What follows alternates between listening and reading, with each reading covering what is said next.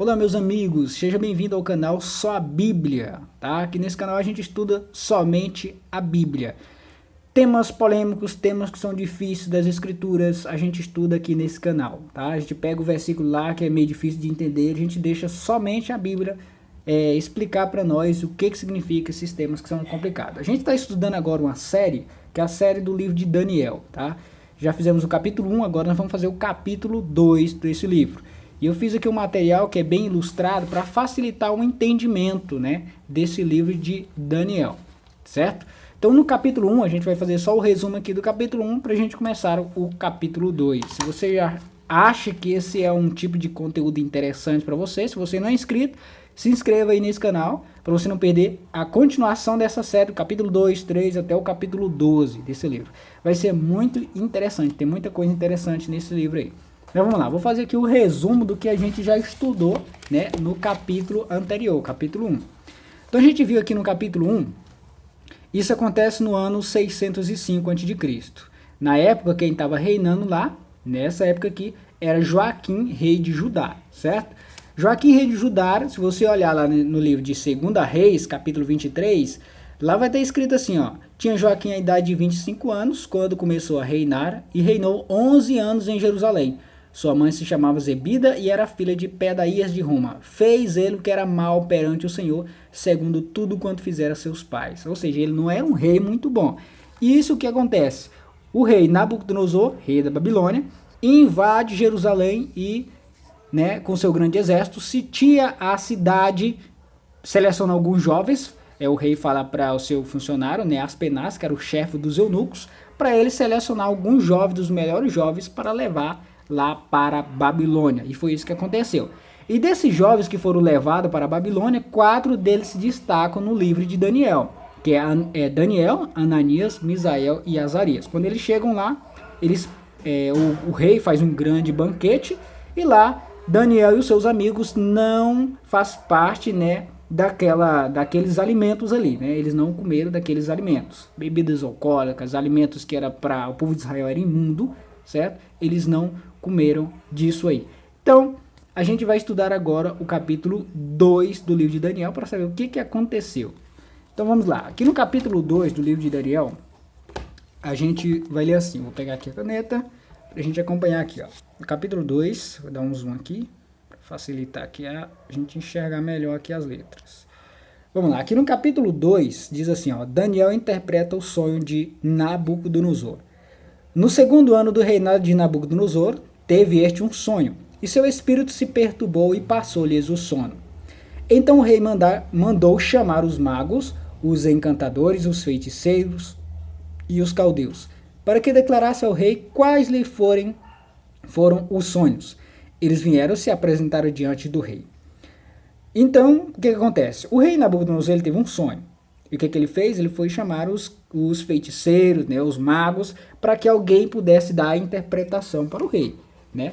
Então a gente vai ver aqui na ilustração que o rei teve um sonho, chamou os magos para dar a interpretação e ele fez um decreto, né? Ele falou assim, ó, ele falou que saiu o decreto segundo o qual deviam ser mortos os sábios e buscar a Daniel e os seus companheiros para que fossem mortos. Porque o rei chamou os magos, os feiticeiros, para que interpretasse para ele o que ele tinha sonhado. Porém, nem o próprio rei lembrava do que ele tinha sonhado, certo? Então, ninguém conseguiu dizer para ele o que ele tinha sonhado e o que realmente significava aquele sonho.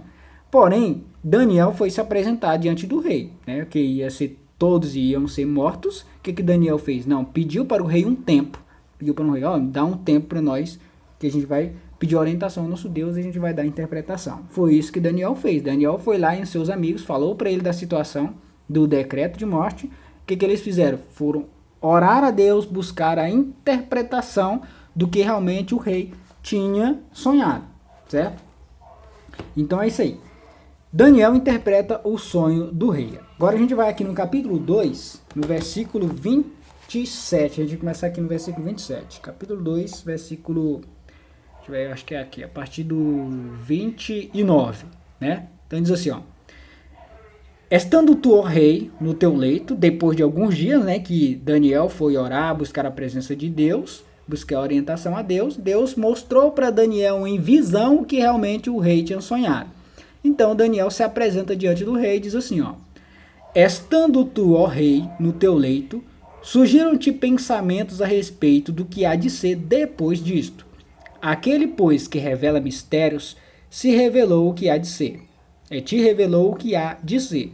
E a mim me foi revelado este mistério, não porque haja em mim mais sabedoria do que em todos os viventes, mas para que a interpretação se fizesse saber ao rei, e para que entendesses as cogitações da sua mente.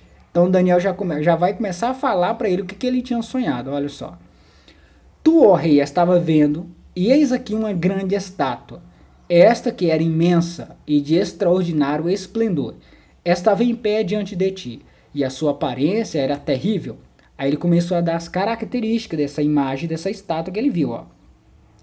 A cabeça era de fino ouro, o peito e os braços de prata, o ventre e os quadris de bronze, as pernas de ferro e os pés em parte de ferro e em parte de barro. Então aqui ele começou, quando o Daniel começa a contar para o rei o que ele tinha sonhado, ele começa a lembrar o sonho dele. Então ele começa a dar as características daquela estátua: cabeça de ouro, os peitos e os braços de prata, os ventres e os quadris de bronze, as pernas de ferro, os pés em parte de ferro e em parte de barro. E aqui no versículo 34, olha só que ele continua falando. Quando estava olhando, uma pedra foi cortada sem auxílio de mãos, feriu a estátua nos pés de ferro e de barro, e as esmiuçou. Então o que acontece? Daniel conta para ele o que ele tinha sonhado. Agora o que ele vai fazer, Daniel? Agora ele vai dar a interpretação do que realmente significa aquela estátua, né? Com todos aqueles metais ali. Então a gente vai ver aqui mais para frente, que diz assim, ó. Então foi juntamente esmiuçado o ferro, o barro, o bronze, a prata e o ouro, os quais se fizeram como a palha das eiras no estio, e o vento os levou. E deles não se viram mais vestígios. Mas a pedra que feriu a estátua se tornou em grande montanha, que encheu toda a terra. Este é o sonho, e também a sua interpretação, diremos ao rei. Então ele começou agora, agora ele vai começar a dar a interpretação do que significava o que ele tinha sonhado. E interessante que eu marco a Bíblia, olha só, eu marco a Bíblia dessa maneira. Aqui, ó, a cabeça era de fino ouro, né? Aí eu já desço lá, aqui mais embaixo, aqui, ó, e eu já deixo claro e fácil para a pessoa entender o que significava aquela cabeça de ouro. Daí aqui a gente vai aqui no versículo 38 e fala, ó, lá tá de verde. A cujas mãos, vamos ler a partir daqui, ó.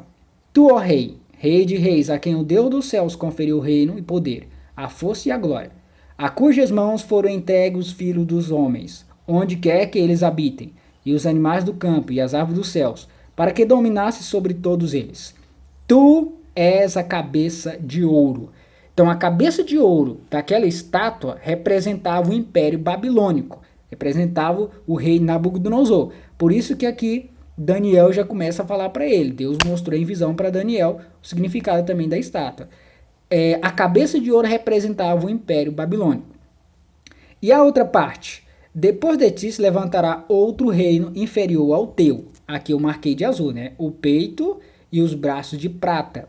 E aqui, o que ele diz aí de azul? Depois de ti, ou seja, depois do reinado de Nabucodonosor, depois de ti se levantará outro reino inferior ao teu.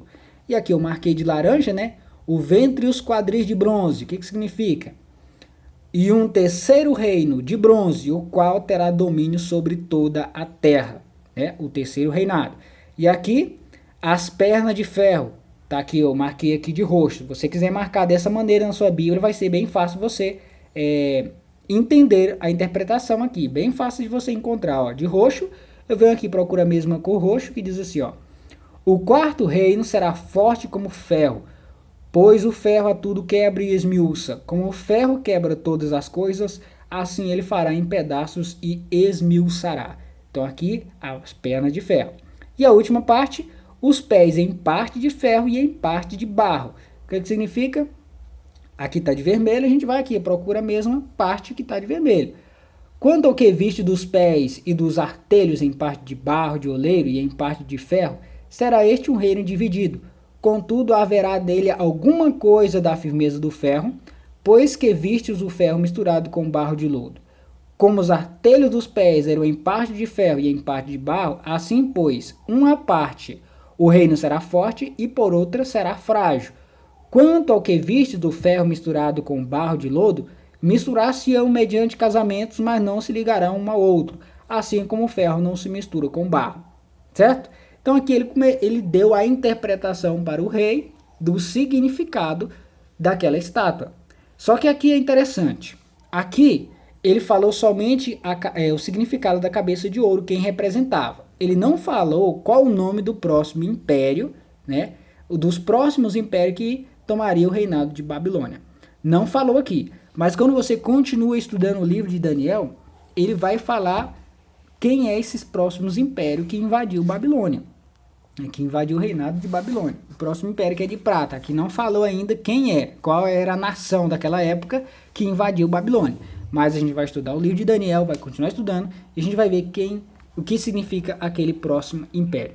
E aqui no capítulo 2, versículo 44, olha só que interessante. Já está escrito lá, eu vou ler aqui, ó. Mas nos dias desse reis, o Deus do céu suscitará um reino. Daniel interpretando para ele, né? Mas nos dias destes reis, o Deus do céu suscitará um reino que não será jamais destruído. Este reino não passará a outro povo. Esmiuçará e consumirá todos estes reinos, mas ele mesmo subsistirá para sempre. Como viste que do monte foi cortada uma pedra sem auxílio de mãos, e ela esmiuçou o ferro, o bronze, o barro, a prata e o ouro, o grande Deus fez saber ao rei o que há de ser futuramente. Certo é o sonho e fiel a sua interpretação. Então aqui, ele está falando agora que o último império, o último reinado, não jamais iria passar. Todos esses reinos aí, a gente vai ver no livro de Daniel que todos esses reinos passou. Porém, esse último aqui, ainda tem um aqui que nós estamos nele, que é a parte dos pés, certo? Não todos passaram, nós estamos vivendo esse último aqui, ó, que é a parte dos pés. Que a gente vai estudar mais para frente, vai entender cada parte dessa estátua aí, a gente vai entender de uma forma bem ilustrada, bem fácil de entender a profecia de Daniel. Mas vamos lá, quando ele fala que a pedra lançada sem auxílio de mão representa o reino eterno de Cristo. Foi lançada uma pedra de um monte nos pés da estátua, ou seja, no último império, que é exatamente esse que nós estamos vivendo. A gente vai estudar e vai entender que nós estamos vivendo essa última parte aqui do sonho do rei Nabucodonosor, certo? Então essa pedra que foi lançada sem auxílio de mão representa o reino eterno de Cristo, que é a volta de Jesus, né? É isso que a gente está esperando, o reinado eterno de Jesus Cristo. Se você olhar na Bíblia, quando fala lá no Novo Testamento, a pedra angular, essa pedra angular representa Jesus Cristo. Quando você vai lá no Antigo Testamento, quando Moisés fala para a rocha, né, para que saísse água da rocha, aquela rocha representava Cristo. E outra vez, quando Jesus fala assim, ó, que o homem que constrói a casa na rocha, essa casa ela não se abala. E a rocha representa Jesus Cristo. Então essa rocha que seria o reino eterno de Cristo, essa pedra lançada sem auxílio de mão. Certo, irmãos? Então é isso aí. Esse aqui é o segundo capítulo do livro de Daniel, que a gente já estudou aqui, deu para entender, eu creio que deu para vocês entender claramente, né, o significado aqui dessa estátua, do sonho do rei Nabucodonosor. Daniel foi lá e deu a interpretação para o rei, e agora ele começou a entender. Colocou Daniel, lógico, em uma situação bem mais elevada lá em Babilônia. É isso aí, meus amigos. Então, se você gosta realmente desse tipo de conteúdo e não quer perder os próximos capítulos do livro de Daniel, a gente vai fazer 2 vídeos por semana e vai postar aí no canal, certo? Próximo capítulo a gente vai estudar o capítulo 3 do livro de Daniel. A gente vai estudar todos os 12 capítulos. Se você não quer perder, achou interessante, deixa o joinha, se inscreve no canal se você não é inscrito, compartilha esse vídeo para outras pessoas também acompanhar essa série aí do livro de Daniel, beleza? Então Deus abençoe você e sua família e até o próximo vídeo. Tchau, tchau.